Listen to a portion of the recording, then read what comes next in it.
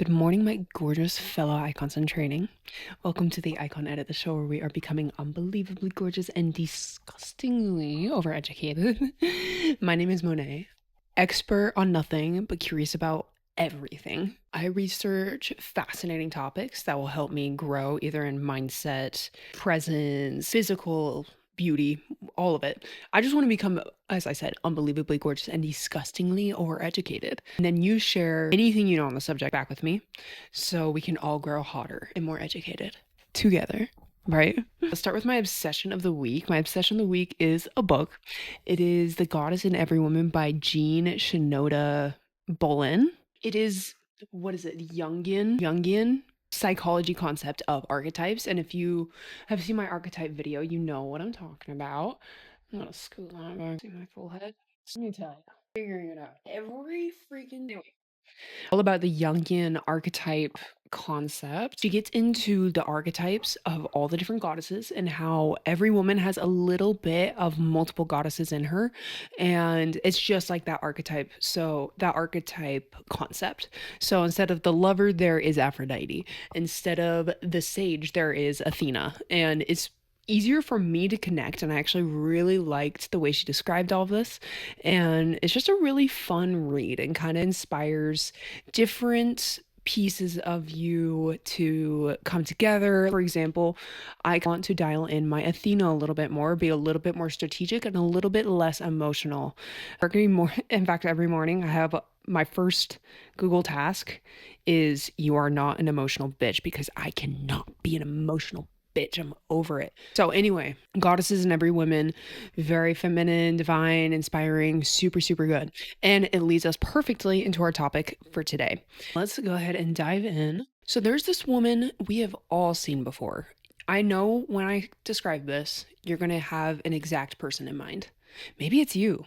Hopefully it's you. There's really just something about her. You can walk into a room with a plain outfit, no statement jewelry, no makeup, nothing dramatic. And people still have to turn to see. She inspires you to be more confident. She makes you want to take better care of yourself somehow. She makes you wonder what she knows that you don't. This quality has a name. The Greeks called it charis, and this means divine grace. It's this beauty and magnetism that is clearly not manufactured, it's cultivated. Aphrodite, the goddess we covered in our last episode, is not just a symbol, she is a blueprint. And today we're translating that blueprint into something that you can use. Today we're constructing a ritual to embody the goddess of love, beauty, and desire in real modern day-to-day life. The coolest part too, there is real science in every single ritual that I'm going to give you today.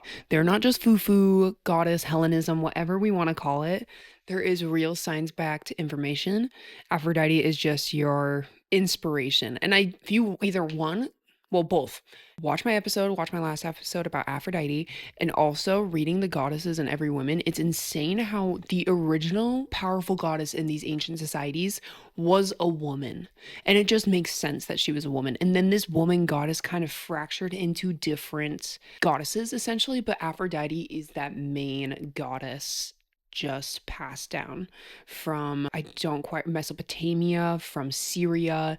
All these ancient goddesses kind of run down to Aphrodite, and I think that's why her influence on Western culture is so drastic. Something to make very clear before we start talking rituals. Aphrodite energy is not about being the most conventionally attractive person in every room. And it's not about being desired by everybody. And most importantly, it is not a performance. It's about being so fully occupied in your own life, so deliberate in how you move through the world, that your presence becomes undeniable. In Plato's Symposium, which is one of the most important texts in Western philosophy, the priestess Diatoma teaches Socrates that beauty is not a destination, it is a ladder. You start on the first rung, physical. What you care for your body, your appearance, your presentation, that is rung one. Sure, it's real, it's valid, it's important, but then you climb Next is beautiful soul. Next is towards knowledge. Next is towards discipline. Each rung, you're getting closer towards an inner architecture that actually means something. A woman who has climbed up this ladder is far superior to the girl who is on the bottom first rung, just worried about appearance. You can feel the difference in these women. So the rituals I'm giving you today are on every rung of the ladder. Some are physical, some are psychological, some are what the ancient Greeks would have called devotional, but all of them are extremely intentional, and I think that's the most important part of a ritual, especially these rituals, being intentional and present. Let's get into the science of what makes someone magnetic. Researchers at Cornell have found that it takes 1/10 of a second for your brain to register an impression of somebody or to form an initial impression of someone. 1/10 of a second. What? Now, that impression is formed from visual cues, obviously, but also posture, vocal tone, and the quality of your attention. Whether you seem present or scattered. Whether you seem like somebody who is at home in her own body. What I find very interesting is that research has found what psychologists call warmth plus competence is the most attractive combination, not beauty alone. I instantly think of Maddie from Euphoria or Princess Diana. People who would die for you, but would also die before being stepped on. High warmth with low competence creates pity.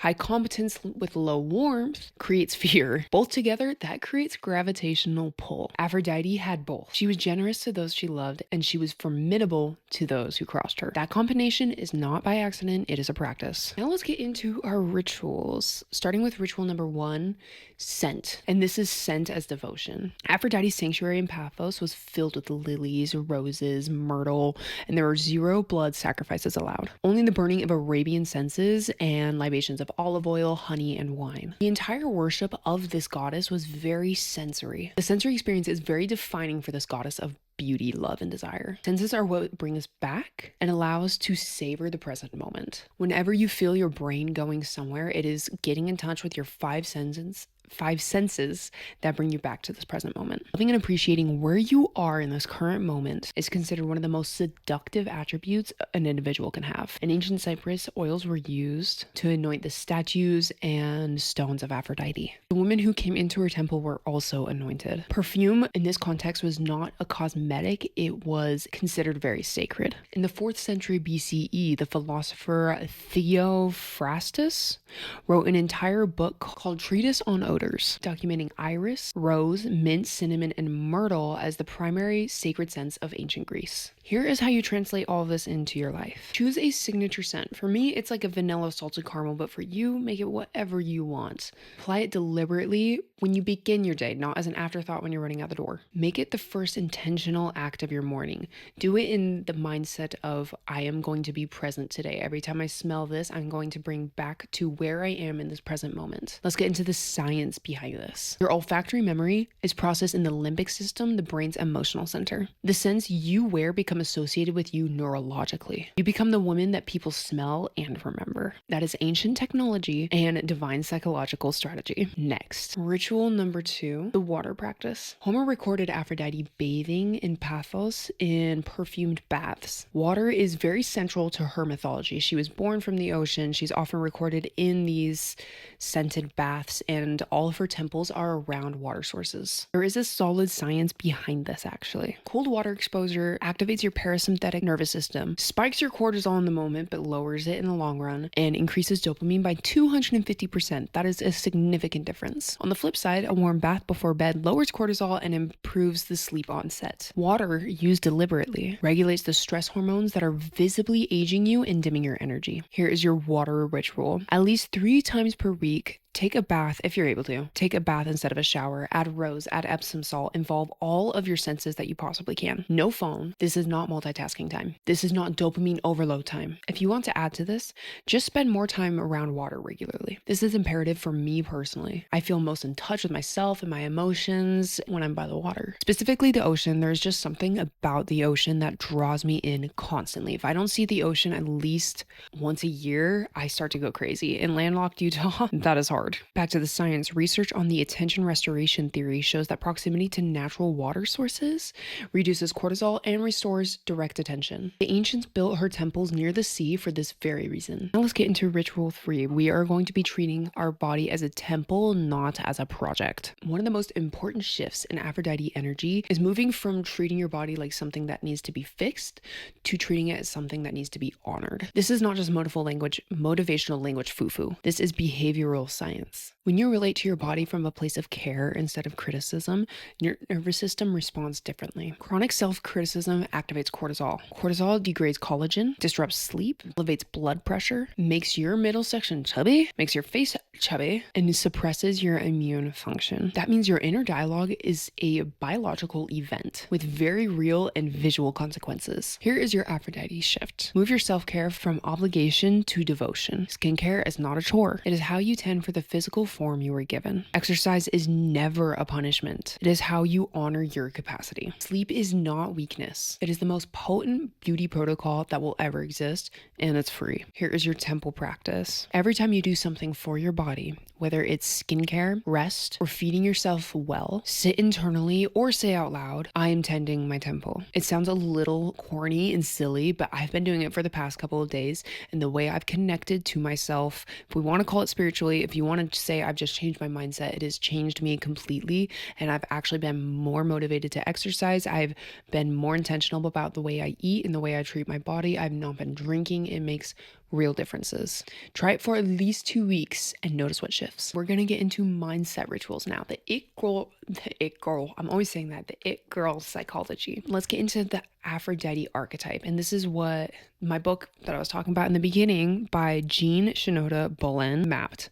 In this fascinating book, Goddesses in Every Woman, Jungian analyst Jean Shinoda Bolen mapped 7 Greek goddesses as psychological archetypes in women. Aphrodite is obviously one of them, and her description is very precise. Aphrodite woman is very relationship focused, present to beauty, and drawn to a creative work and pleasure, and deeply capable of love. But when the Aphrodite archetype completely dominates without these other archetypes to balance, the shadow side begins to emerge. She becomes reactive, manipulative, and fragmented. So the work here is not to become more Aphrodite. The work is to integrate her, to have her beauty and desire in service to your larger architecture, not running the whole show, because that's dangerous. And that's kind of what Diotoma's ladder is all about, right? Aphrodite energy as the foundation, wisdom, discipline, and knowledge as the ascent. So let's talk about ritual 4, the receiving practice. Here is a pattern that blocks Aphrodite energy in modern women constantly. The inability to receive. I relate to this so hard. I guarantee you guys relate to this too. Someone compliments you, you immediately deflect, minimize, or counter compliment in an awkward, forced way. Someone offers help, you say, no, I'm fine. Something good happens, you immediately start cataloging what could go wrong. Psychologists call this a receiving block. People who demonstrate confidence and selective standards, those who don't seem very desperate for approval, are perceived as significantly more attractive. Aphrodite never deflected. When Paris chose her, she didn't say, oh, I'm sure Hera has better things to offer. She received the choice and acted from it. So let's talk about our receiving practice. For the next 30 days, when someone gives you a genuine compliment, just say thank you and receive it fully. Do not add a qualification. Do not return one immediately. Do not over-explain to try and make yourself more relatable. Just say thank you. This is harder than it sounds, but it is also one of the most powerful presence practices that is available to you. Next ritual is the mirror practice. The mirror was one of Aphrodite's sacred symbols, not as vanity, but as self-knowledge. A woman who knows what she looks like, who she is, and what she projects holds so much power. Here is a modern application of this. This is your mirror ritual, step by step. Each morning before you leave, stand in front of the mirror for 60 seconds. Not to criticize, it's zero criticism. None is allowed right now. That defeats the whole freaking purpose of this. Not to fix, but to actually just see yourself. Take note of your posture, your expressions. Speaking of posture, the energy you can see yourself and feel yourself carrying. Ask yourself, is this who I want to be today? Then adjust. If you need to adjust the outfit, adjust the outfit. If you need to adjust the energy, the posture. The way your face looks when you're not trying to look in any particular way. Because this is the thing that people actually see. Research on body language and attraction confirms this consistently. Open, upright posture communicates confidence and approachability. And that's one of those cues that is processed in less than a second. What did we say at the beginning? 1/10 of a second. of a second. Let's get into ritual 6, diatoma's ladder in practice, the daily climb. This is your it girl mindset layer. I think I've gotten across Aphrodite's beauty is very real, but it is just the first layer. It is the bottom floor rung. Diatoma taught that Eros, desire, left untrained, fixes on partial goods and mistakes them for fulfillment. The woman who has not educated her desire continues chasing the first rung. The woman who has climbs. So this is what this looks like in your day. The daily climb. Each morning, one deliberate act per rung. One physical. Tend to your body with care and intention. This must be from a place of love and presence and respect and honor, not criticism and not self-judgment. Again, our body is a temple, not something that we need to fix. 2, soul. This means journal, reading, or reflecting for at least 10 minutes. Just take 10 minutes to focus on your spiritual side, on your soul, on your mindset, whatever you want to call it. Journaling and energy practices are the ones that work best for me. So meditating with the intention of bringing in good, beautiful energy, and journaling proper, what's the word I'm looking for? Affirmations. Knowledge. Learn something new every single day. Learn something you didn't learn yesterday. It is so easy nowadays. Like, we have the magic conch shell in our freaking pocket. It could be one article, one chapter, one podcast episode. Intentional consumption. Make it intentional. If you are going to go on your TikTok, make it intentional. Don't just doom scroll. Wisdom. At the end of the day, ask yourself, what did I understand today that I didn't understand yesterday? This is the ladder. Climb it every single day to become your most attractive, magnetizing, beautiful, highest self. Let's now get into presence practices. How she moves. Aphrodite's arrival of the assembly of the great Greek gods is described in ancient texts in a very specific way. All were struck with admiration. She didn't speak first, she just arrived. And the room responded. Presence, not loudness. It is not performative. It is the quality of simply being fully here and letting that fullness be visible. The quality of your intention is also one of the most important parts of your presence. Not waiting your turn to speak. Never checking your phone. Not scanning the room. Actually being with them and hearing them. Psychological research on the halo effect shows that genuine attention, active listening, remembering little details about people, showing real care, signals emotional intelligence. And emotional intelligence is one of the most reliably attractive qualities across cultures, time, and contexts. Aphrodite was described as intensely present to the people that she loved. She was not incidental. That was her source of power over them. Let's talk about the way you are entering a room. This is your ritual for the entrance, or whatever we want to call it. This ritual is cool too because it takes 0 time and it costs nothing. You're going to have to enter everywhere you go. Just be more intentional with it. Anyway, the entrance practice.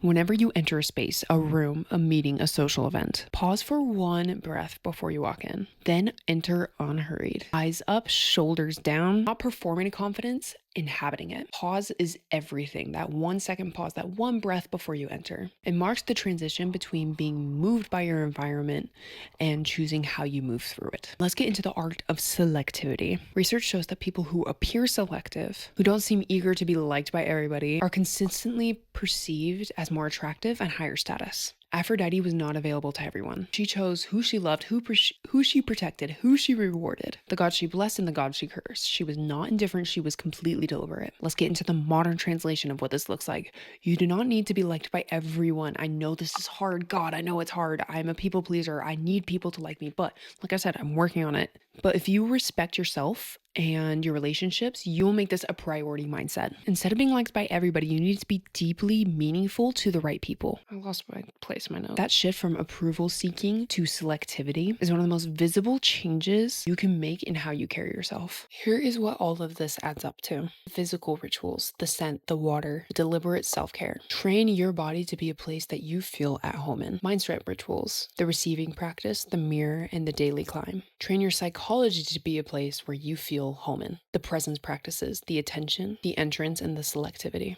Train your environment to respond to you accordingly. That is Aphrodite energy, a woman who has done work on every level of Diatoma's ladder. And the result is that people feel her when she enters a room and remember her when she leaves. That is the goal in icons and training. We are already on that ladder. Let's just keep climbing. That is all from me today, my lovelies. Thank you so much for tuning in again.